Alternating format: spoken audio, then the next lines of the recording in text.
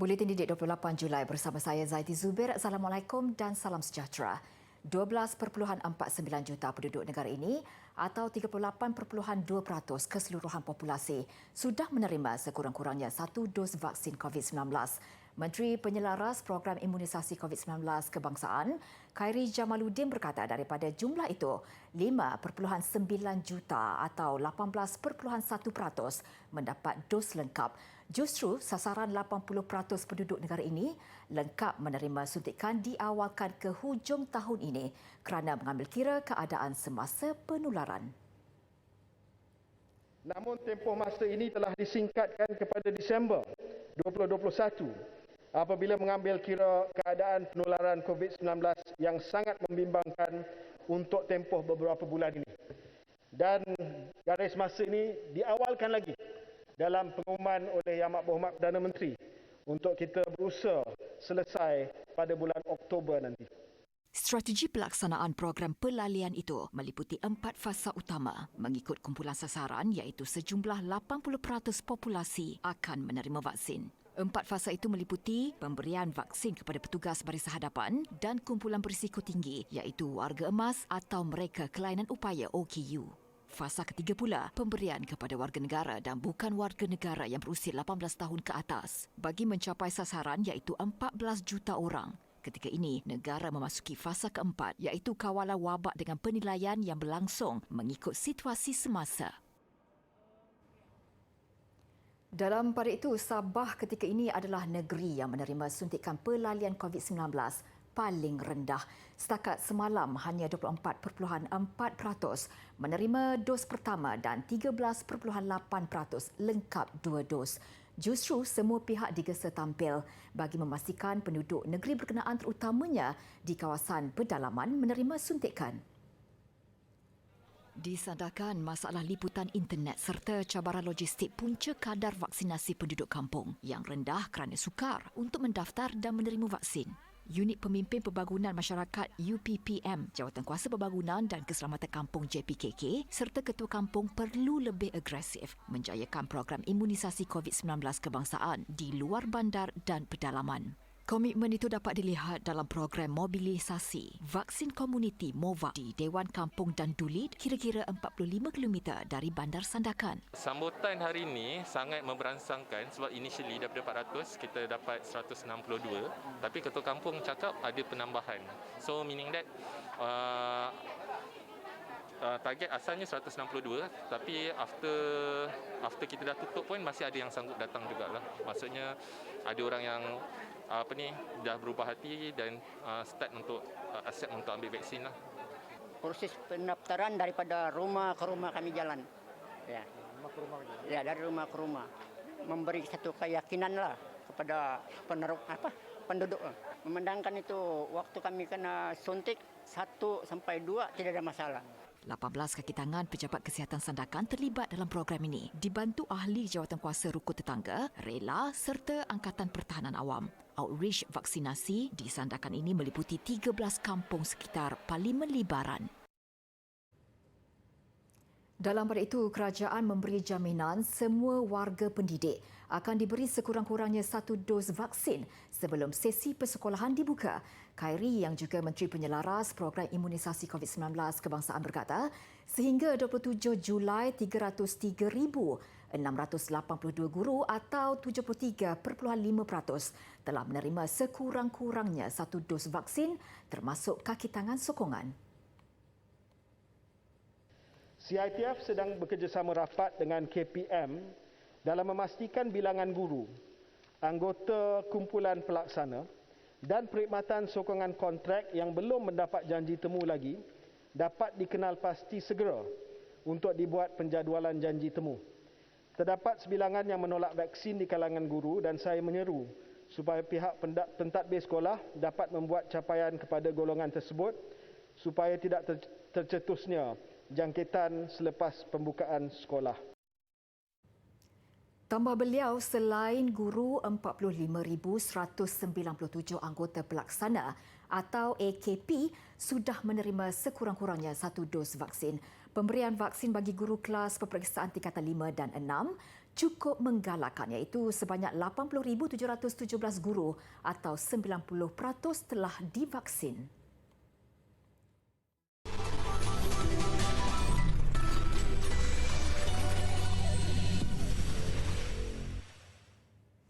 Bersua kembali, lebih setahun pelaksanaan pengajaran dan pembelajaran di rumah PDPR, ia bukan sahaja memberi cabaran kepada ibu bapa dan pelajar, malah guru juga memikul tanggungjawab berat memastikan ilmu pengetahuan dapat disampaikan dengan baik kepada pelajar. Namun tidak dinafikan ada kalanya sukar untuk pelajar memberi perhatian ketika pembelajaran dalam talian. Dua guru berkongsi teknik dan tips yang mereka gunakan untuk menjadikan sesi pembelajaran lebih menarik dan efektif. Menurut Guru Bahasa Inggeris SK Luagan Lawas Sarawak Muhammad Nazmi Rosli, dek kerana sekolahnya berada di pedalaman, mereka mengambil inisiatif menggunakan kaedah PDPR luar talian atau offsite iaitu kerja rumah secara pandu lalu. Ia juga mengambil saranan Kementerian Pendidikan Malaysia yang menggalakkan kaedah offsite sebagai alternatif pembelajaran di pedalaman. Yang mana kami sediakan pondok dan kami akan letakkan modul PDPR kami di pondok tersebut. Dan setiap hari Isnin pelajar akan mengambil modul tersebut dan komunikasi antara cikgu dengan para pelajar pula menggunakan WhatsApp. Kami tak dapat nak buat online kelas. Yang pertama sebab kekangan coverage internet, dan kedua kebanyakan ibu bapa yang murid kami tidak mampu memiliki lebih satu gadget. Tambah Cikgu Nazmi, tidak dinafikan kadangkala tahap motivasi pelajar, guru menurun kerana suasana pembelajaran yang berbeza, tidak seperti menghadiri kelas secara fizikal. Namun dia merasakan ketika ini, semua pihak perlu terus berganding bahu dalam memastikan pengorbanan yang dilakukan membuahkan hasil. Bagi Guru Bahasa Inggeris SMK Seri Kota Puteri 2 Pasir Gudang Johor, Joshua Jerome Robert, pelajar juga memainkan peranan penting bagi memastikan PDPR lebih efektif. Pelajar sendiri sebenarnya kena ada inisiatif untuk tahu ataupun peka dengan kepentingannya pembelajaran walaupun tidak dapat bersemuka di sekolah. Dan cikgu-cikgu pun saya rasa ramai cikgu-cikgu yang mengambil inisiatif untuk menghubungi ibu bapa para pelajar dan juga membuat pelbagai kaedah seperti tracking untuk tugasan mereka ataupun membuat peringatan mesra kepada pelajar-pelajar tersebut. Selain menggunakan kelas secara online, Joshua juga memuat naik bahan rujukan seperti video atau nota menggunakan WhatsApp dan Telegram. Ia bagi memudahkan pelajarnya mengakses segala nota yang diperlukan ketika mengulang kaji. Dengan tip yang dikongsikan ini, diharapkan cabaran PDPR dapat diatasi dengan bijak sekaligus mewujudkan komunikasi dua hala antara guru dan pelajar. Program Genius Kurnia telah melancarkan kursus dalam talian pendidikan awal kanak-kanak berkeperluan khas. Kursus itu menawarkan maklumat dan menerangkan dengan terperinci panduan strategi intervensi bagi kanak-kanak berkeperluan khas. Kursus ini menerangkan aspek penting yang perlu dititik beratkan ketika menjalankan sesi pengajaran dan pembelajaran PDP. Antaranya, kaedah penaksiran yang perlu dijalankan, kaedah pembangunan pelan pendidikan individu dan keluarga PPIK, aktiviti pembelajaran yang bersesuaian dan sebagainya. Ia secara tidak langsung dapat membantu guru-guru mendidik kanak-kanak berkeperluan khas dengan lebih berkesan. Penyertaannya dibuka kepada individu yang berminat mendalami pendidikan awal kanak-kanak berkeperluan khas. Panduan strategi intervensi awal yang dijalankan di Genius Kurnia boleh diakses di platform openlearning.com bermata kurnia. Ianya percuma dan boleh diakses 24 jam. Api pelita cahayanya redup. Supaya terang, besarkan sumbu. Hati kecewa, sengsara hidup. Supaya tenang, sabar selalu.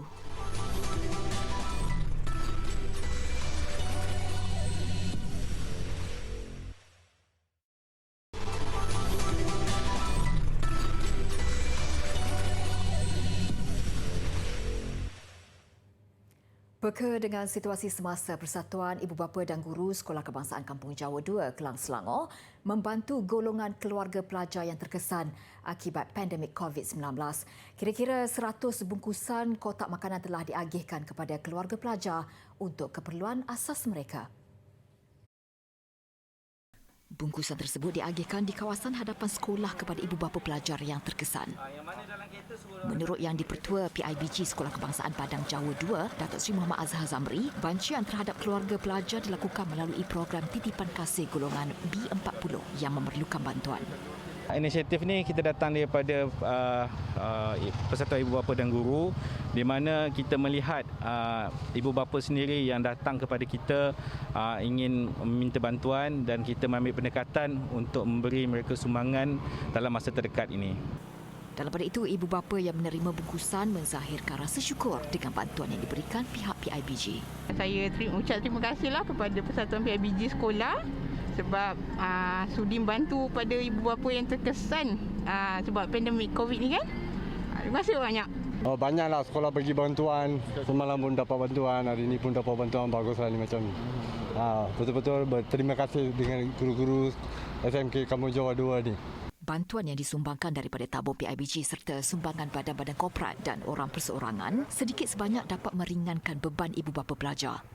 Antara barangan yang disumbangkan, keperluan asas seperti beras, minyak masak, gula, susu dan tepung yang diberi secara pandu lalu serta diawasi pihak PDRM bagi menjaga SOP. Tak boleh bertemu Roma. Maksudnya, suka berselisih dan bertengkar.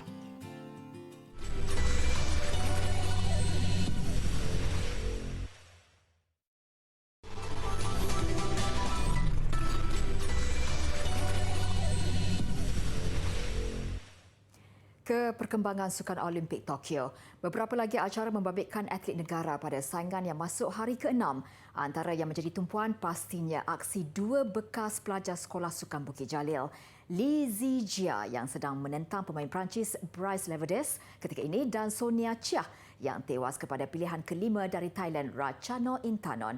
Menceriakan kontingen negara hari ini kejayaan pemanah Khairul Anwar Muhammad yang mara ke kelompok 16 fasa terakhir acara recurve. Pada aksi 32 pemanah terakhir, Khairul Anwar menentang Wang Daping dari China. Ketinggalan 1-3 selepas set kedua, Khairul tetap tenang untuk terus memberi cabaran. Khairul berjaya mengikat kedudukan 5 sama dan sekali lagi berdepan panahan shootout. Kali ini dia cukup fokus untuk kemenangan 6-5. Pusingan ketiga Sabtu ini, tugas berat menanti Khairul apabila berdepan pemanah ranking ke-5 dunia dari Korea Selatan Kim Woo-jin. Sementara itu, selepas mendapat kemenangan percuma susulan penarikan diri pemain Hungary Laura Sarosi, Sonia Chia turun menentang pilihan kelima Ratchano Intanon dari Thailand. Mengejutkan lawan dengan kemenangan 21-19 pada set pertama, Ratchano bangkit mengheret saingan ke set penentuan apabila menang set kedua 21-18. Meskipun cuba meneruskan tentangan, Sonia terpaksa akur dengan kekalahan 10-21 pada set penentuan. Dan Ratchano mara ke pusingan kalah mati selaku juara kumpulan N. Meskipun perjalanan atlet negara untuk meraih pingat emas pertama Olimpik nampak berliku, sekurang-kurangnya nama Malaysia sudah menjadi perhatian dunia apabila pemenang pingat emas angkat berat wanita kategori 55 kg, Hidlin Diaz dari Filipina, mengaitkan kejayaannya hasil latihan di Malaysia. Satu kebanggaan buat rakyat Malaysia dan seharusnya menjadi inspirasi buat atlet kebangsaan. Dari Melaka, Malaysia ke Tokyo, Jepun, tidak ramai yang tahu Kampung Kesang Tua di Jasing jadi lokasi latihan Hidlin Diaz sebagai persiapan akhir ke Olimpik Jepun. Kampung yang terletak kira-kira 32 km dari Bandaraya Melaka jadi pilihan Diaz untuk latihan angkat berat yang dikendalikan Persekutuan Angkat Berat Malaysia bermula 16 September tahun lalu sehingga 18 Julai. Pada sidang media di Tokyo selepas memenangi pingat emas, Hidlin tidak melupakan jasa penduduk Kampung Kesang Tua. Khasnya keluarga angkatnya Ahmad Janis Abdullah dan isteri Rafidah Muhammad. Ahmad Janis yang juga timbalan Presiden Persekutuan Angkat Berat Malaysia mengakui kegigihan Hidlin sepanjang latihannya. Selepas saja dia terus ingat, dia terus call, dah dapat tu. Jadi seolah-olah walaupun mungkin lepas sebelum tu dia ada call mak bapak dia di Filipina ke apa ke. Tapi dalam masa sama kita terharu juga lah pasal dia terus teringat kat sini. Dia terus teringat kat sini dan malam dia kata sir, go back to Melaka is festival is soon juga. Kesungguhan atlet kelahiran Zamboanga Mindanao ini wajar dijadikan inspirasi buat atlet di Malaysia bahawa mentaliti dan sikap jadi keutamaan tidak mengira lokasi latihan. Hasil latihan di kampung bukan sahaja meraih pingat emas Olimpik, malah Hidlin turut mengatasi pemegang rekod dunia Liao Qiuyun dari China. Sementara itu, aksi di gelanggang terus sengit dengan beberapa lagi acara final. Peserta Kanada, Maud Sharon, menampilkan kelas tersendiri untuk meraih pingat emas angkat berat 64 kg wanita. Sharon melakukan angkatan snatch seberat 105 kg dengan 131 kg pada clean and jerk untuk jumlah keseluruhan 236 kg. Hari terakhir, acara taekwondo menyaksikan kategori wanita 67 kg dimenangi Milika Mendik dari Serbia. Acara lelaki 80 kg pula berserta Rusia, Vladislav Larin yang ditentang hebat Dejan Georgievski dari Macedonia berjaya meraih pingat emas. Pada perlawanan akhir softball, tuan rumah berjaya mempertahankan pingat emas selepas menewaskan Amerika Syarikat 2-0. Yukiko Iono paling menonjol memastikan kemenangan Jepun untuk mengulangi kejayaan Tamasya 2008 di Beijing. Turut berlangsung penuh mendebarkan semalam gimnastik artistik. Gimnas utama Amerika Syarikat Simone Biles terpaksa menarik diri. Angelina Melnikova memberikan mata penting menerusi disiplin apparatus senama lantai memastikan kontingen ROC memenangi emas. Amerika Syarikat sekadar meraih perak. Sebelum berpisah, saksikan forum berjudul Zurin Hassan daripada pujangga tidak bernama kepada sastrawan negara wanita pertama. Ia diadakan sempena Seminar Pemikiran Sastrawan Negara Zurin Hassan esok jam 2.30 petang secara langsung menerusi media sosial Dewan Bahasa dan Pustaka. Jangan lupa ikuti pembelajaran melangkaui bilik darjah dikendalikan bersama guru-guru berpengalaman menerusi saluran khusus TV Pendidikan Malaysia Didik TV KPM. Pelbagai pengisian menarik selepas ini antaranya Sukses SPM 2021 Matematik serta Bimbing Tingkatan 4 dan 5. Pembelajaran kini lebih mudah dan menyeronokkan bila-bila masa walau di mana jua hanya di Didik TV KPM. Terjun dari ketinggian 26 meter di Jambatan Tua yang juga tapak warisan dunia UNESCO, acara sukan tradisional yang popular di Bosnia itu mengakhiri buletin didik. Dengan itu, saya Zaiti Zubir, salam hormat dan kita jumpa lagi.